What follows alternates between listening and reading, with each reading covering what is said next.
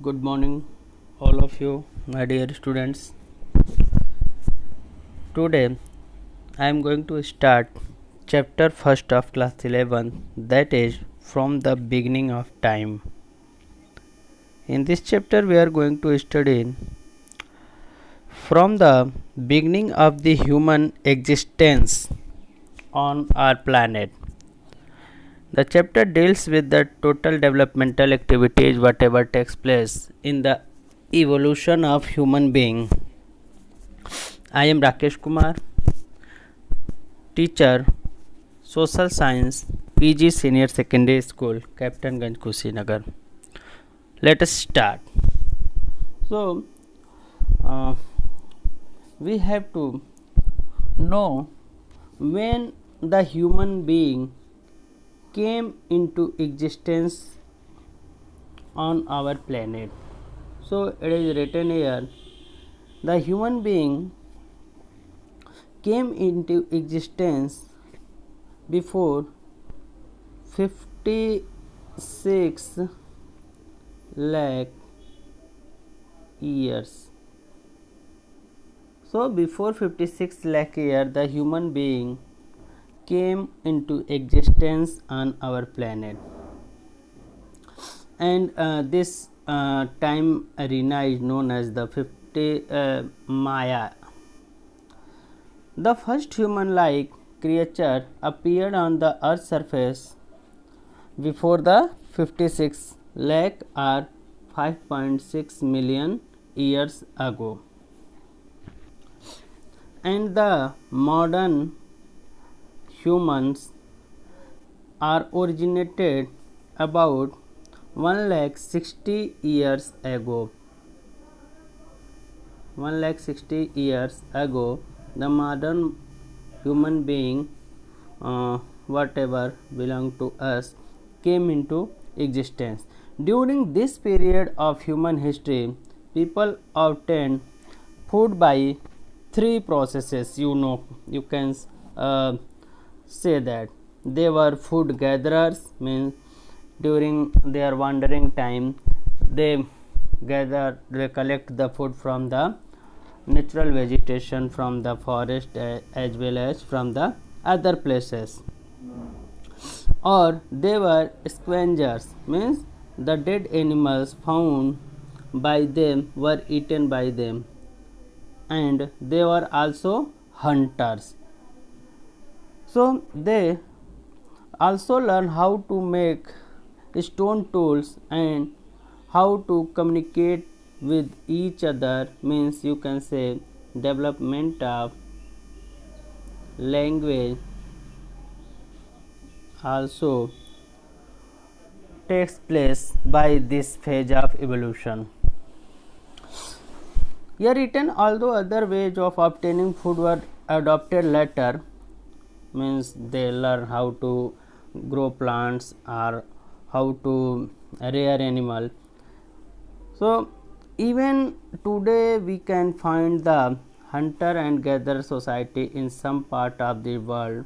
They were living as tribals. Tribals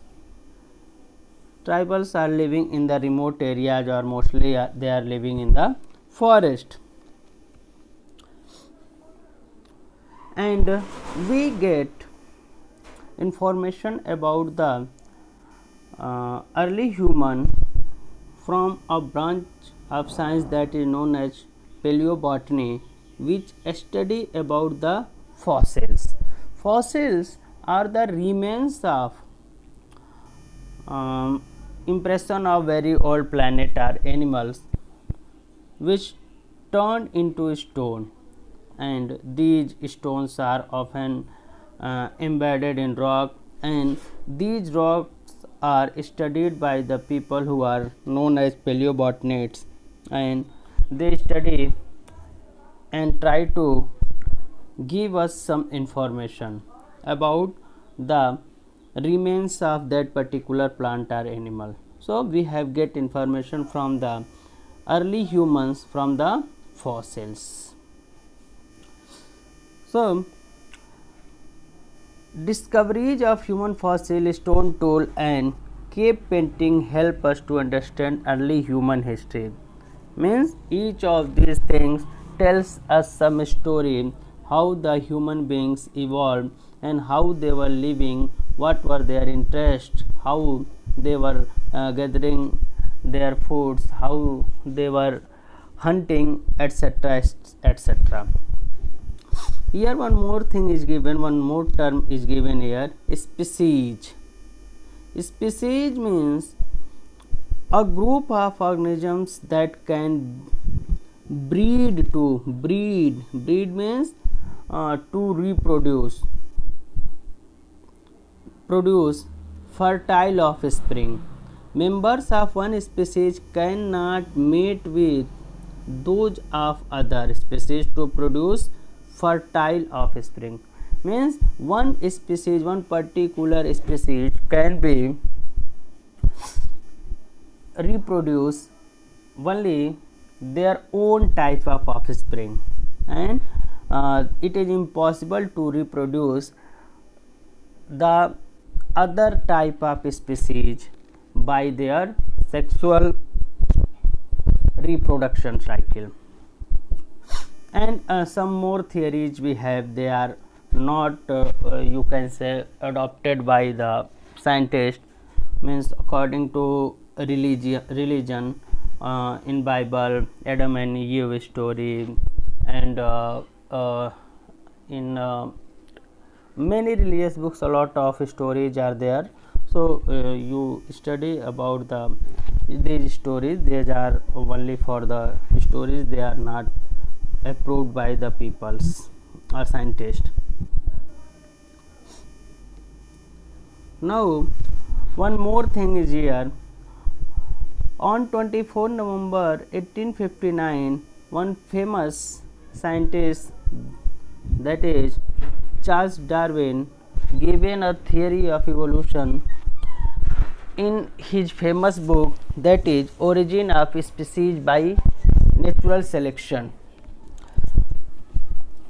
In his famous book, Charles Darwin explained the evolution of human being takes place by a series of evolution from the animals who were living on the planet from the ancient time. So it was best selling book, and according to this book, the reproduction or the human being came on the planet by the evolution. Means from the existing animal the evolution takes place and human being came into existence.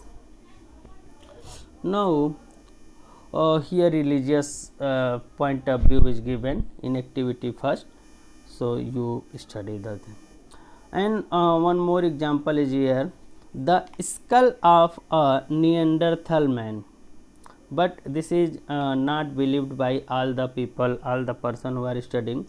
Someone saying that this is antiquity of skull regarded as a British or that of a pathological idiot. Means they were saying that it is not a very ancient fossil, it is a fossil of a idiot or एक मूर्ख प्राणी, you can say. Now we have 4 skulls. So here given, look at these 4 skulls. Skull A belong to ape. Ape means you can say monkey without tail, and skull B belong to a species known as Australopithecus. It is also a evoluted monkey after the ape it develops. And C belong to a species known as Homo erectus. Here erectus means to stand like this, means the human which was stand on their legs in a straight manner. And the D is belong to the human, modern human. One more thing you can see here, as the evolution takes place, the cranial capacity of the skulls increases, and now the human have largest cranial capacity in the world. It is about 1450 cc. Means if you try to fill water in the open skull, it contain 1450 cc water in it, and human have the largest cranial capacity. It means it has the largest development of brain. Even elephants have less cranial capacity than human being. Now the difference that the notice in the skull shown in the illustration are of some changes that came about the result of human evolution. The story of human evolution is enormously long and somewhat complicated. There are also many questions which are unanswered today. So we are going to study the things which are related to the evolution. So it is possible to trace this development back between 36 and 24 Maya, means 360 to 240 lakh years ago. What happened we know, but we don't know what happened before this time period. And you can say that this is very long span of time. If you consider a here given example, so it is saying that if you consider one page for 1 lakh year, so now we should have a book that contains 3600 pages long. So one more thing,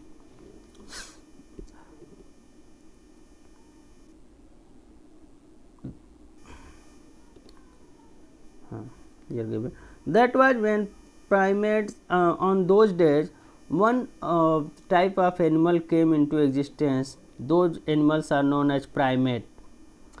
They were in the category of mammal and emerged in Asia and Africa. It is strong belief that the first human emerged in Asia and Africa. Subsequently, by 24 Maya, there some primates emerged and they were known as hominid.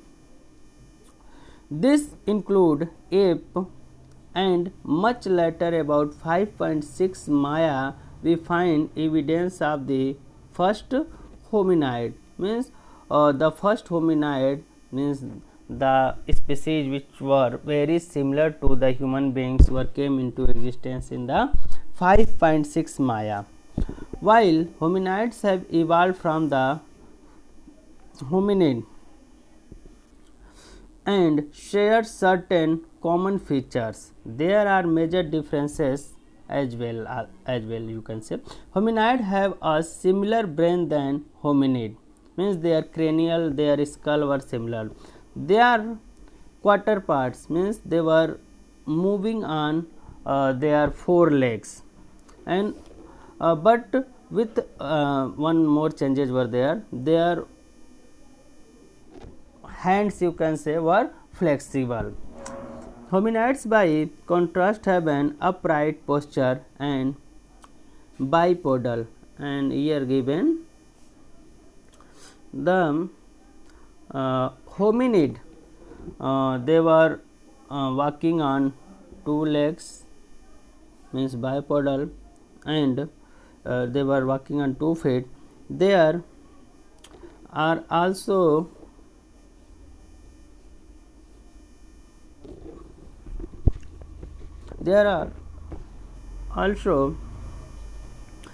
use they were also capable of use of tools, you can say. They were able to make simple type of tools by the help of stone, by the help of the wooden crafts, etc. So we will examine the tools in the next chapters. Two lines of evidence suggest an African origin of hominid. First is the group of African apes that most closely related to hominids. The first is here. It is group of African apes that are most closely related to hominid. Means we have evidences that the African group of apes were first to develop as human being, and second is the earliest hominid fossils which belong to genus of Australopithecus have been found in East Africa and date back to about 5.6 Maya, means 56 lakhs year ago. Fossils found outside Africa are no older than 1.8 million years. Now one more thing is here, primate. What are primate? Primate you can say are the monkeys without tail, are a subgroup of larger group of mammals. They include monkeys, ape and human. We are also belong from the primate group. They have all characteristics of mammals, like they have body hair, relatively long gestation period following birth, and mammary gland means the breast also present for the feeding of their offspring, and the ability to maintain constant body temperature also they have. You should know that the mammals have ability to constant their body temperature, and we are warm blooded animals.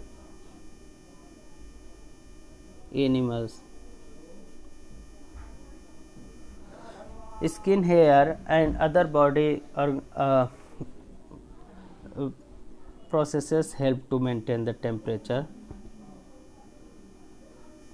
Now we have one more evidence of evolution, that is evolution of hand.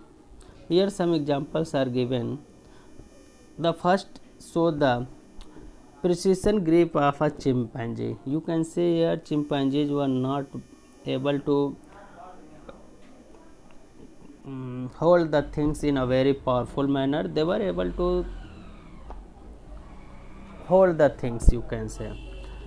B shows the grip of the human hand. This is I think misprint. C shows the grip of human hand. You can easily find that a human can hold the things with a powerful manner, and it can be operated by the brain very sharply. And C here, but it is B, shows the precision grip of the hominid. The development of the power grip probably preceded the precision grip. Means due to evolution, the power grip developed into human beings, and it is strong evidence of development of human from the chimpanzee to hominid to human. So compare the precision grip of the chimpanzee with that of the human, and make a list of the things you do using a precision grip. What are the things you can find the differences and many more things. That's all for today, dear students. Study the book by the help of this video, and I hope you will be able to understand the chapter. If any type of problem takes place, consult to us. We are here to help you. Thank you. Have a nice day.